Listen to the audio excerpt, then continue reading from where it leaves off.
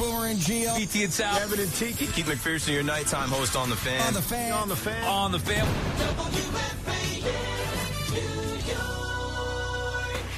It's WFAN Daily, hosted by Pete Hoffman.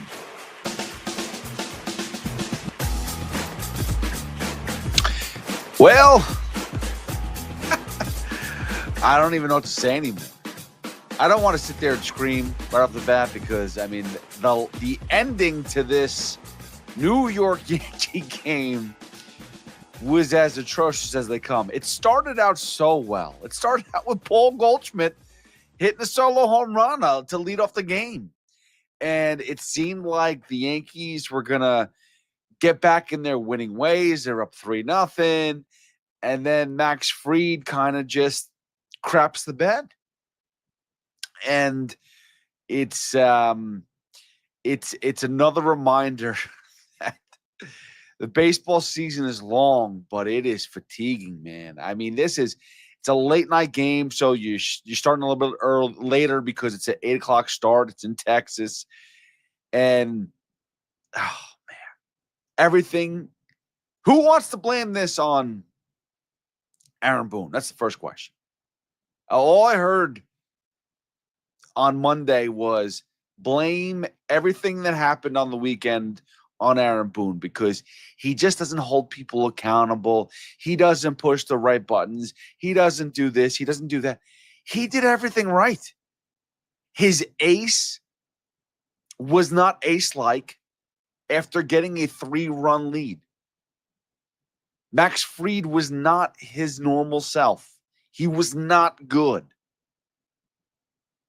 And then they got the lead back. Being down 4-3, Giancarlo Stanton does what G does. I mean, talk about one guy who is just always a threat in that lineup. No matter how bad he is, he could be batting 170, but he's still a threat in the lineup because it's almost like Jock Peterson. We'll get to him in a minute. One swing in the back could change everything. He had a freaking laser center field. It was a no-doubter. I mean, rarely do you see line drives hit to center field the way that Giancarlo Stanton hit that home run to give the Yankees a 5-4 lead late in the game. And at that point in time, all right, it's on the bullpen, right? It's on the bullpen. It's on Luke Weaver. It's on, Camille Duvall. It's on David Bednar. Everything is going the way that, our Boone's pushing the right buttons. And then the ninth inning, Devin Williams. And this is starting to hurt because I've always said that Devin Williams was going to be amazing this season. Don't worry about him. Well, I guess it's time to worry because this is 3 games in a row that he's given up earned runs. This is the first time in his career, 3 straight games, he's given up at least 1 earned run. At least that's what they said in the Yes broadcast. I could be wrong, but that's what they said, so I'm going to blame it on them if I'm wrong. And that's just inexcusable. He left a ball over the plate, and Jock Peterson hammered it. Bruce Bochy, if you want to say Bruce Bochy outworked or outmanaged Aaron Boone, you're more than welcome to say that, but I don't think so. I think he just went on the Jock Peterson, who had 2 home runs coming into today. 2 home runs coming into today. And he smoked the ball to right field. And you're 5-5, and you have an opportunity to win the game or at least take the lead in the early parts of that 10th inning, and you strand the runner at third base. You can't get anything done, And Jake Bird comes in and just blows it, There's nothing else you can say, nothing else you could do. I mean, they intentionally walk the Battery 4, which I'm blanking on who it was right now because it's 11:30 when we're doing this. And Jung just crushes a bomb off of Jake Bird, and they walk off 8-5. And this is after, if you're a Met fan, you watched your team, you watched Sean Manaea go 5 shutout innings against the Cleveland Guardians and just look unbelievable. I think he had 48 pitches in 5 innings. Like, that's how smooth he was looking. He was unbelievable. The offense, like always, decides to not put up any runs the first few innings. Like they are lifeless. They get runners on base, but they can't do anything about it. All it is they just, again, runners in scoring position. They got nothing. There was ample opportunities for the Mets to put some runs on the board, and instead it's nothing. And then all of a sudden, Sean Manaea has a rough 6th inning, and it happened so fast because you're watching. Like I said, I think he had 48 pitches going into the 5th inning, and then before you know it, it's 2-0. A couple more runners get on. And then a 3-run shot by Arias or whatever his name is, Urias or whatever, and it's 5-0. And then they tried to let Manaea get at least finish the inning, and he still couldn't even do that. The next guy gets on base right away, hit another hit, and they had to pull Sean Manaea, and it happened really fast. It sucked. He had a really good game entering that 6th inning. And it all just collapsed. It all just faded. And then you have the rest of the game where the Mets actually had a comeback in them, which was nice to see. It was good to see a comeback. 5-0. The way they played against San Francisco didn't feel like that was even a thing anymore. It feels like after a certain amount of runs, it's just you throw the game away, and it is what it is. But the bullpen was able to continue to keep the game close, and they get to the starter, and Pete Alonso hits his 251st home run of his career as a Met, and now he's 1 home run away from Strawberry, tying the record, and 2 away from breaking the record and being the all-time home run king for the New York Mets. But it happened quick. Again, the Lindor gets on, Soto gets on. Nothing too crazy, no crazy shots, no crazy hits, but just just gets past the infielders or dink and dunks in there, and that's all you got to do. Just get bat on ball, find a way to place it, and Lindor and Soto are good enough that they should be able to do that more often with runners in scoring position. That's part of the problem here is with runners in scoring position, no one's doing crap. But they did get on base for Pete Alonso. Pete Alonso hits a 3-run blast. And then they eventually tied the game at 5. And it's a big turnaround, a big comeback. You have Edwin Diaz come in, shut down the 9th inning, and you feel really good. And then I don't want to blame it all on Brett Batty. Well, actually, let's go back a little bit because it's not go back a little bit, but in the 9th, again,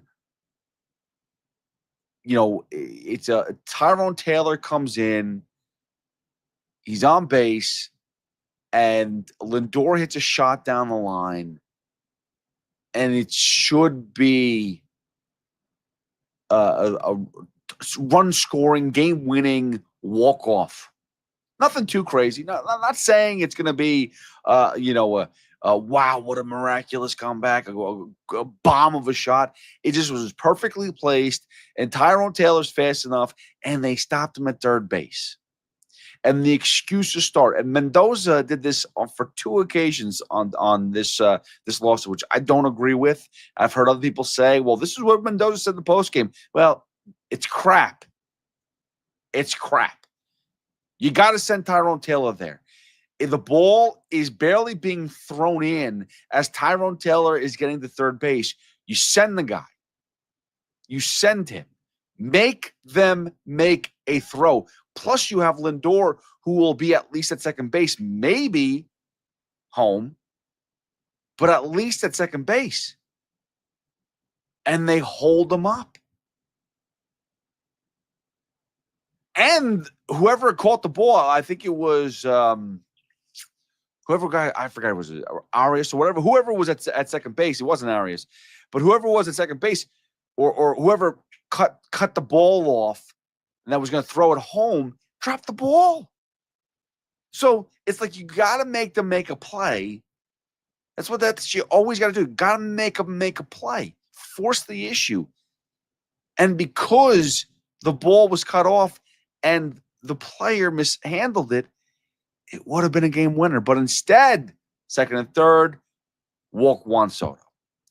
Pete Alonso comes up, and you're just like, I'm waiting for Pete Alonso to have a walk-off home run and celebrate. Doesn't happen. McNeil gets a good piece of it, but nothing happens. And the Mets go lifeless. And then was that when Batty came up after that? I think Batty was up after that, or was that later on? I can't remember. Either way, they're out of the inning. End of story, and we go on to the top of the 10th. And here's the problem. So there's the runner on second. First and second, they walk Jose Ramirez. It's first and second. And the next batter bunts a ball down the line to third. And I got to be honest with you. I'm one who just says, get the out. Get the shore out. You know, there's a possibility that run third, or we always talk about how that California rule, the runner on second base that starts an extra inning, is probably going to score. It's making sure you don't allow an extra run, right? That should be the goal. Don't allow the extra run. Well, Brett Batty thought he was playing hero ball, which is something that I tell my little league kids all the time. Don't do that. Don't play hero ball. Make the obvious choice. Make the obvious throw. Don't try to save the game. Don't try to put the team on your back. I know it's nice when it works out, but take the easy out. And Brett Batty throws a ball that sails on him. And I know everyone's been sitting there saying, oh, it's Lindor should have been able to make that play. Watch it in regular motion. Okay? Don't do the slow motion crap. Don't do anything else. Just watch it in regular speed. And Lindor would have gotten killed if he jumped off the bag. There was no play for him to make. It was just out of his reach. That's on Brett Batty. Make a better freaking throw. If you're going to make that throw, make a better freaking throw. And Carlos Mendoza backed him up and said, that was the right play. Yes, because he's protecting his players, because he knows Brett Batty made a bad throw. He's going to tell him in the locker room, hey, pal, don't ever freaking do that again. But right now, to the media, he's going to say, yeah, no, it was right play. Good play. Poor execution, but good play. Smart heads-up play. Thought he was going to catch the runners napping, but really good headsy play. Crap. Bull crap. That's all I say. Get to first with the ball. Get that out, and then rely on the next play. You know that the offense of the Guardians is limited. It's basically Jose Ramirez, and that's it. There's not much left to this team. It's not very good. And instead, Batty throws that ball away, allows a run to score. Runners are in second and third anyway now. And the next play is a little dribbler to first base. At that point in time, if you had the same situation, because basically it was going to be second and third no matter what, with one out, or second and third with one run scored. And we have the second and third with one run scored.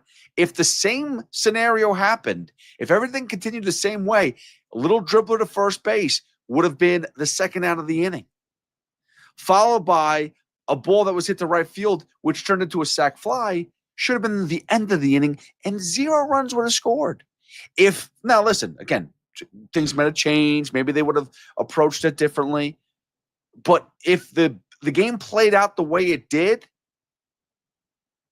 you would have walked out unscathed, and the Mets would have walked off, because they did score the 6th run. They did score that runner from second base. Brett Batty was able to drive him in. Good, Brett. Good job. But it's not good enough.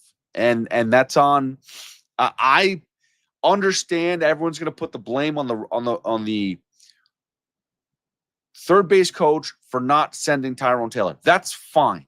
I'm okay with that. You can definitely rip him a new one, a new butthole. That's totally fine. I'm putting my blame on Brett Batty, though, because you don't have to throw the ball to the outfield. You don't have to do that. It's the same way as like, hey, Sean Manaea let up a couple runs in the sixth inning. Get some more base runners on. He doesn't have to give up a 3-run home run to make it 5-0. Like, you don't have to do that. If someone makes an error on the field, you don't have to help with the problem.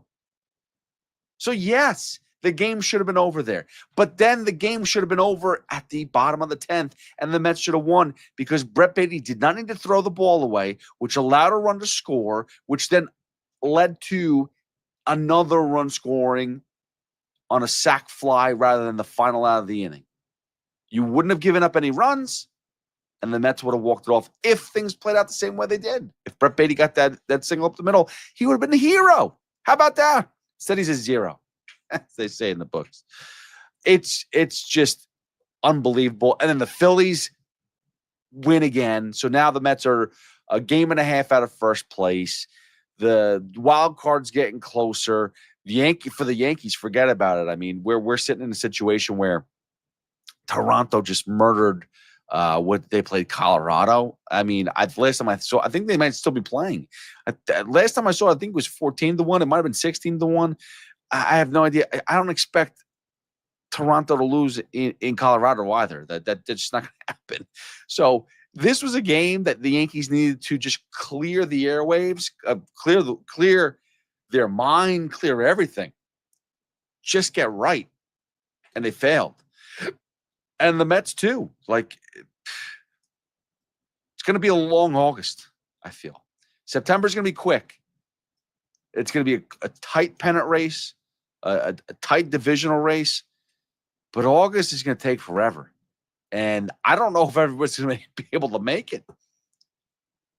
Again, people called for Boone's head all day. I think it's ridiculous. I don't think this is an above Boone thing. I think it's even above Cashman thing. But they're not going to be able to last much longer at this pace. They have to start winning. But again, the messaging that people say with Aaron Boone is the same messaging that Mendoza's giving, right? Supportive of their players. They don't want to throw their players under the bus because that's not what the players need. They don't need more negative attention. The media is going to write what they want to write no matter what. I'm going to say what I'm going to say no matter what. I'm going to put it on Batty. I'm going to put it on Devin Williams. I'm going to put it on, Jake Bird, Max Fried for kind of, just having a bad day. I'm going to say what I'm going to say. He can defend it, or whether it's Mendoza or Aaron Boone, they could defend it because they need to for their players' sake, for their mentality. I get it. It's not an easy business. The one thing I'll tell you though, we're not that dumb, though some of us might be. We're not that dumb. So you could sit there and say it was the right move. It was the right move. At the end of the day, it wasn't. It wasn't a right move to stop Tyrone Taylor from scoring. It wasn't the right move for Brett Batty to throw the ball to second base. Simple things. You clean it up. You get the outs. You move on. The Mets could have won. The Yankees could have won too if Devin Williams didn't hang one to Jock Peterson. But then also on the other hand too, Max Fried, he just looked like crap today. So, like I said, it's going to be a long August. These are the dog days of summer for a reason. But, winning would help a little bit. I don't know when you're going to get it, though. And the Mets right now have an easier, slot because you're facing the Guardians. They're missing their closer and Emmanuel Clase. Not saying that Shane Bieber was around. They traded him. They didn't trade Stephen Kwan, so he's still there. He's a good player, by the way. A lot of people said that they didn't like Stephen Kwan to be in New York one way or the other. Hey, he's a good player. I would have much rather him than Cedric Mullins. But good news for the Yankees, though. Aaron Judge is supposed to return Tuesday. So at least he get the best player in baseball back on the field, whether he's on the field or he's just DH and whatever. Now, the only problem is with that is that Giancarlo Stanton does pop one here and there for the Yankees. If it's a DH role for Judge, Stanton's not playing. That takes one more big bat away from the Yankees. So we will see what they choose to do with Senor Judge.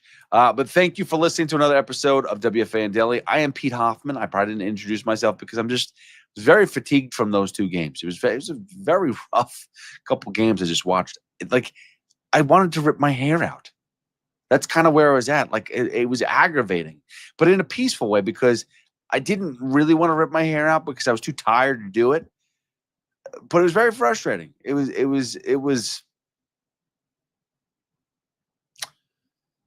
It's not what you want, as we continue to say over and over and over.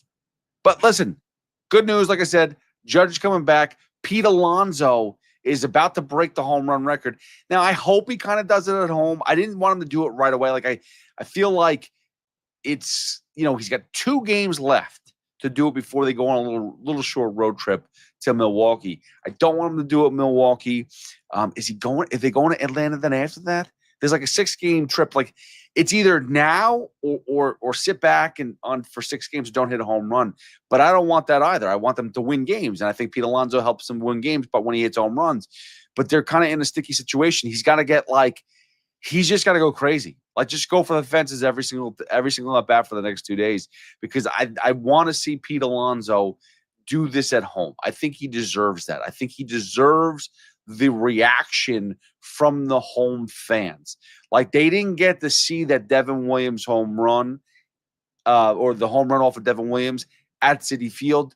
They saw it on the at home or wherever you were watching that game. You weren't in Milwaukee, that's for sure. I need Pete Alonso to experience that home run at Citi Field with everyone around him. Now, if it did happen in Milwaukee, it wouldn't be the worst place because it brings it back full circle.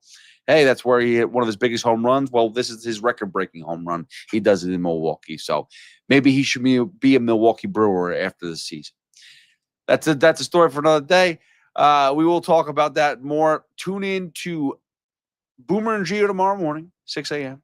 If you want to listen to more, you can tune into BT and Sal, 10 a.m., Evan and Tiki, 2 p.m.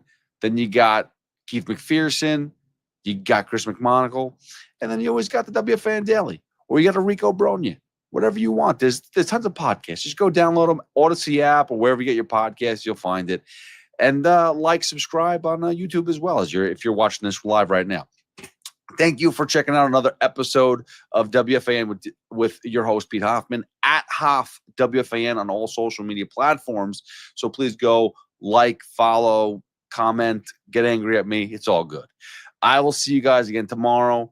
And let's try to win a freaking game, please. All right, guys, take care. See ya.